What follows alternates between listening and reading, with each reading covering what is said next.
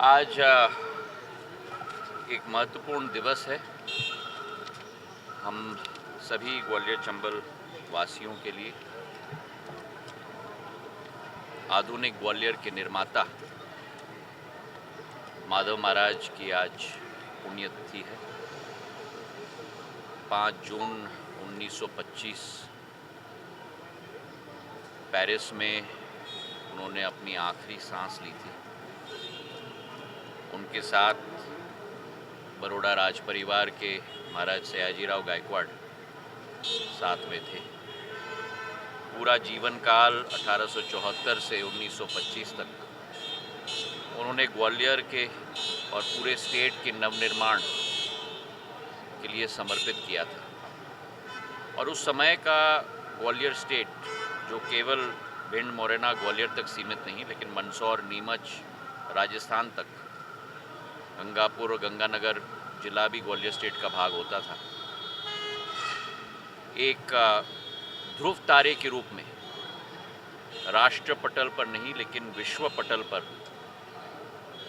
एक आर्थिक शक्ति, आध्यात्मिक शक्ति के रूप में अपना स्थान ग्वालियर स्टेट ने ग्रहण किया था। उस ज़माने में सड़कों की हम बात करें, ग्वालियर लाइट रेलवे की बात करें, जो ग्वालियर से शिवपुरी, ग्वालियर से भिंड, ग्वालियर से श्योपुर तक जाती थी।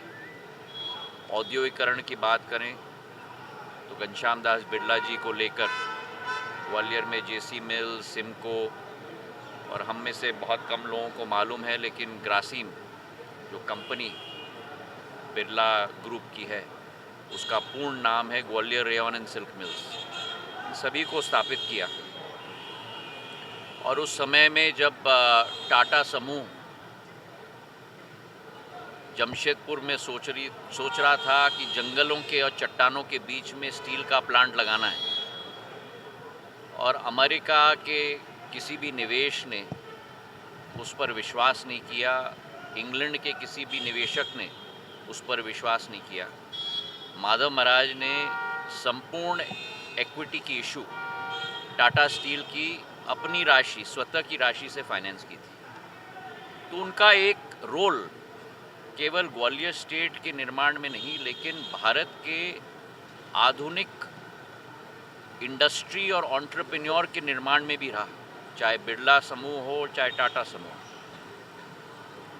और अन्नदाता किसानों को कहलाते थे।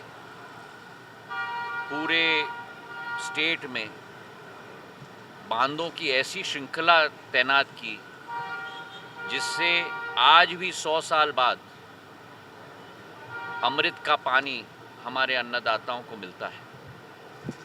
तो आज उनकी पुण्यतिथि है, शताब्दी पुण्यतिथि है, 100 वर्ष हो चुके हैं।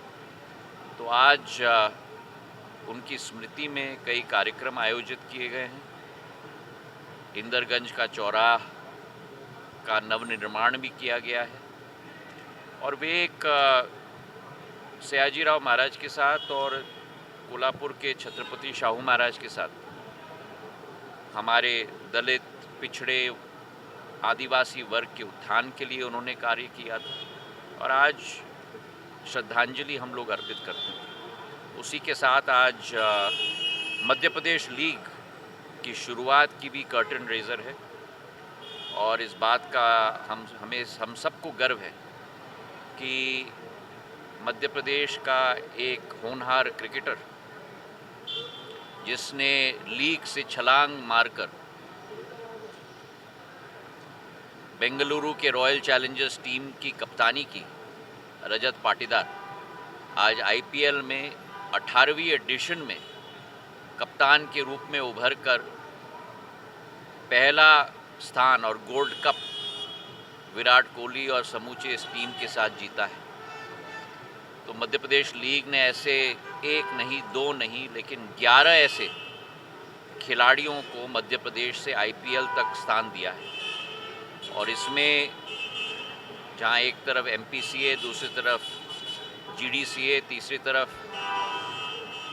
मुझे खुशी है और गर्व भी है कि मेरे लड़के ने इस लीग की शुरुआत की थी। आर्यमन ने, मान आर्यमन जी ने इसकी शुरुआत की थी और आज इस वर्ष ये सेकंड एडिशन ग्वालियर में खेला जा रहा है। 11 खिलाड़ी ऑलरेडी हमारे आईपीएल टीम में शामिल हैं।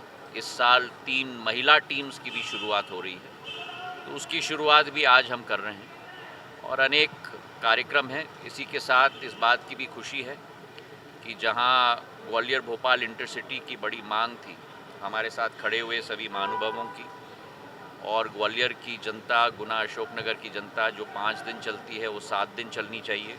16 मई से 7 दिन चलने की प्रक्रिया भी शुरुआत हो चुकी है।